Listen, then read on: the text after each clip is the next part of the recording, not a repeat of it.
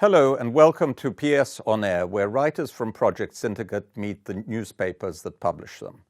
I'm Anatole Kaletsky, and today we have with us Yanis Varoufakis, the former finance minister of Greece in the crucial period when it was negotiating with the IMF and the European Union, and now a co-founder of DiEM25. We also have David Alandete, managing editor of El Pais, and Torsten Riecke, international correspondent of Handelsblatt.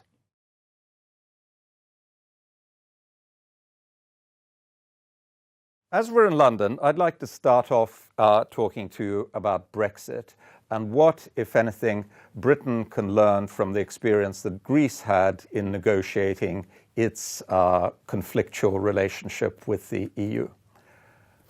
The main lesson is to avoid at all cost a negotiation for the right to negotiate, a right that would not be granted, with substantial costs on each side of the English Channel. And the way to avoid that is for the Prime Minister to make up her mind. Either withdraw from the negotiations, which I do not recommend because that would be seriously deleterious to the interests of the people of Britain and the interests of the people of Europe, or to make Mr. Barnier and his team redundant. And the only way to do this... How do you do that? Well, how about filing an application for a European Economic Area, Norway-style agreement, interim agreement that lasts, let's say, 5 years, which is equivalent of the term of the British Parliament, to kick off immediately after the end of the 2-year post-Article 50 triggering period. That way, firstly, Mrs. Merkel is going to relax because the problem shifts to the next Chancellor in 2024. Secondly, there is no issue about contributions to the EU budget, there is no issue about freedom of movement, there is no issue about European Court's jurisdiction in Britain. And actually, in a sense, this is the best way of serving the philosophical argument in favor of Brexit, the Burkean argument about the importance of restoring to the House of Commons full sovereignty, because this is the only way of making the House sovereign in the decision as to what the EU-UK relationship must be in the future. Suddenly, the heat goes away and some light may shine through. That's very interesting, Yanis, because to some extent that is the policy on which some of the crucial parties in Britain are converging. To some extent, it's like the Labour Party policy, and Philip Hammond, the Chancellor, is also moving towards that direction. Torsten, how do you think that would be received in Germany if Britain turned around now and said, all right, we want to stay in a Norway-style arrangement for an extended period? I think especially Chancellor Merkel would be happy to hear that, because this would actually postpone the day of reckoning a bit. It wouldn't probably change the final decision, because after 5 years you have to make a decision. It would be easier, I think, after 5 years than after 2 years. But on the other hand, I would like to turn the question around. So is there anything the Greek people can learn from the Brexit experience so far? Because it was quite a painful experience after the vote last year. And do you think there's any lesson for Greece here to learn? There are lessons for all of us Europeans. But maybe the lesson you want to elicit from me with your question concerns how to conduct a negotiation when, unlike Britain, which is perfectly sustainable as a country, your own country is unsustainable, laboring under a quadruple insolvency, an insolvent state, insolvent banks, insolvent corporations, and insolvent households, right? My own view on this has always been the same, that when you have the weak bargaining position, you must never bluff and you must never issue threats, but you should state very clearly what your preference ordering is.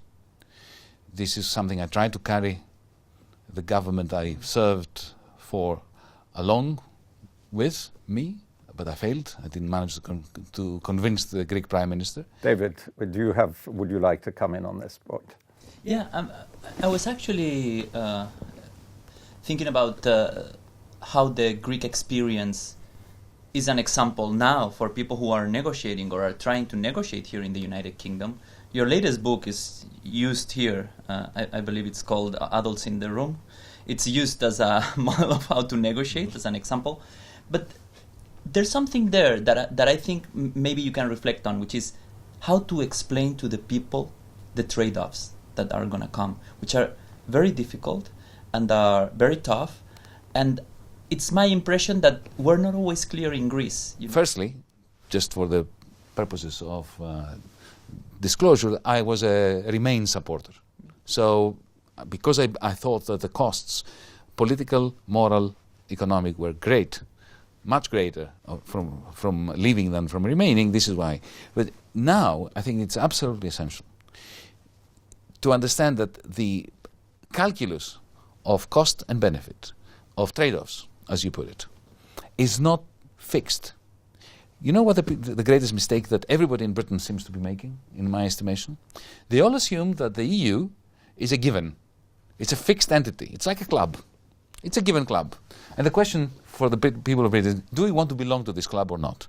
This is a big mistake because the EU is work in progress. Mm-hmm. The EU cannot remain as it is.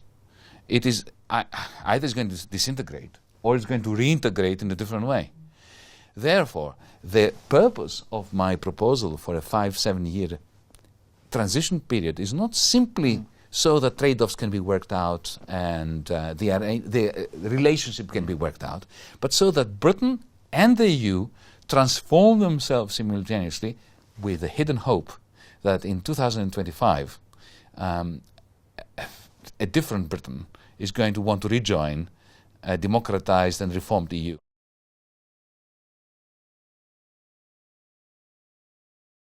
On monetary policy, you've recently written a very interesting article on Project Syndicate, which suggested that governments should get involved directly in the creation of money because central banks are no longer truly independent.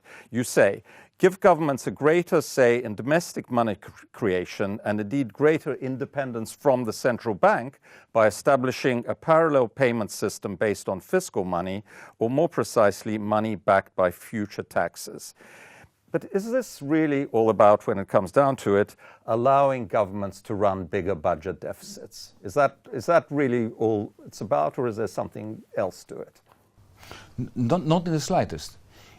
It's got nothing to do with bolstering the capacity, giving more degrees of freedom to government to run budget deficits. It's got to do with allowing governments greater degrees of freedom when it comes to liquidity. It's not the same thing. And let's face it, in the Eurozone, most of the money is created by private banks anyway. It's not created even by the central bank. The central bank creates a small amount of money which is then massively turbocharged by a financial sector that has had a very bad history of just going completely berserk. Mm-hmm. And at the very same time, when those banks go bankrupt, then you have this cynical shift of losses from their books onto the shoulders of taxpayers under conditions of austerity that reduce the incomes from which the states and the governments must repay the costs of saving the bankers. Mm-hmm. The idea about a parallel payment system in the Eurozone is meant, this is how I mean it, as a means of effectively strengthening the Eurozone, not disintegrating it. I need to make this very clear. The very strict separation of two ideas. A parallel currency, which you introduce when you want to effectively move away from the euro, and a parallel payment system, which works as follows. I was planning to introduce this in Greece. It never came to being, but the idea was this. Firstly, in Greece we have a lot of arrears between private entities, individuals or companies, and between the state and private entities and private entities and the state. So imagine you use the web interface of the tax office under every tax file number to create a deposit account, and in that account to simply type the money that the state owes private actors. So it does not create more credit, but it creates more liquidity. Creates more liquidity. And then they can use it, they can keep this liquidity to repay future taxes in the future. And if they keep it for a year, then they get a discount, which is effectively allowing an interest rate on fiscal money, which is different from that of the central bank, that effectively offers tax relief to those who participate in the increases in the liquidity. How do the politicians, the people in government, avoid the accusations that they are actually trying to control, the flow of money and control to influence over the central banks? Like, this would be politically toxic for many governments. Well, firstly, notice that the system that I'm advocating is a closed system within a jurisdiction, like in Spain. Okay. So this system would only apply to taxpayers in Spain. So the liquidity that we would be creating, Spaniards would not be able to take out of the system and spend it on a BMW or a Mercedes-Benz. Yeah? It can only be spent amongst taxpayers in Spain. It's euro-denominated, it's not a different currency, but it's the kind of IOUs that can be exchanged only locally. There's no control of the government over the central bank? None at all. Okay. None at all. The government effectively bypasses, in a way, the money markets in a peer-to-peer relationship with citizens. But it's a closed system which does two things. Firstly, it makes the central bank's life easier because Mario Draghi no longer needs to bend his rules. Secondly, it makes any potential breakup of the Eurozone less painful. Torsten, what do you think would be the reaction in Germany? It would be awful, I have to say. I mean, I found it interesting from an academic point of view.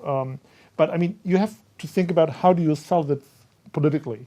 And as you said, this is a closed system. You need some kind of country to deal with in the first place. Otherwise, it's not going to show anything to anybody. As far as you touch the independence of the European Central Bank, or even tell people the state would be allowed to create some money, be it for liquidity reasons or whatever, it would be very hard to solve this politically in Germany. How would you sell it?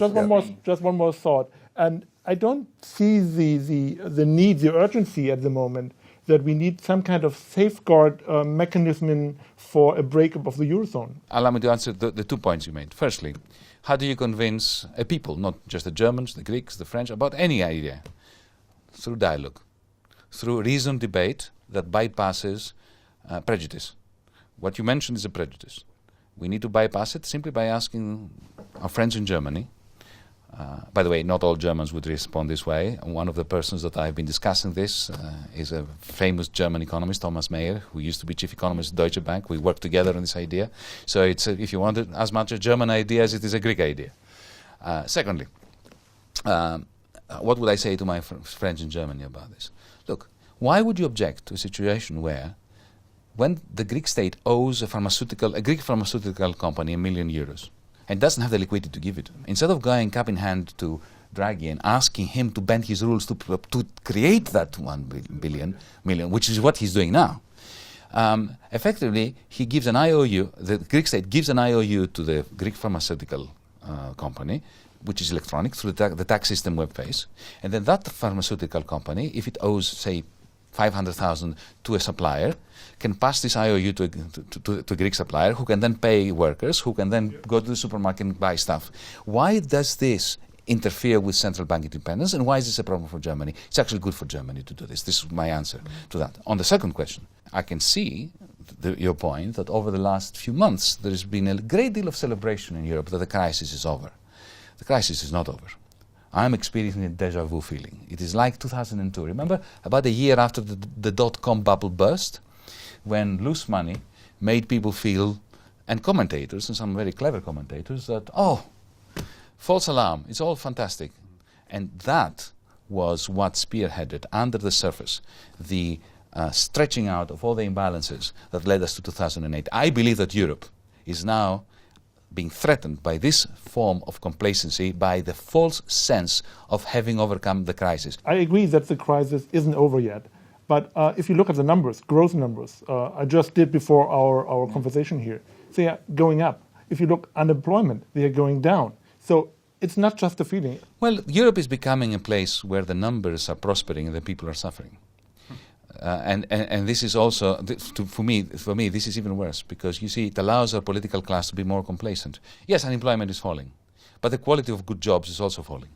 Precariousness is rising. Inequality is becoming toxic. This is only going to give rise to right-wing populism and xenophobia. That's all we have time for. Yanis Varoufakis, Torsten Riecke, David Alandete, thank you very much for coming to London for this event, and thank you for watching PS On Air.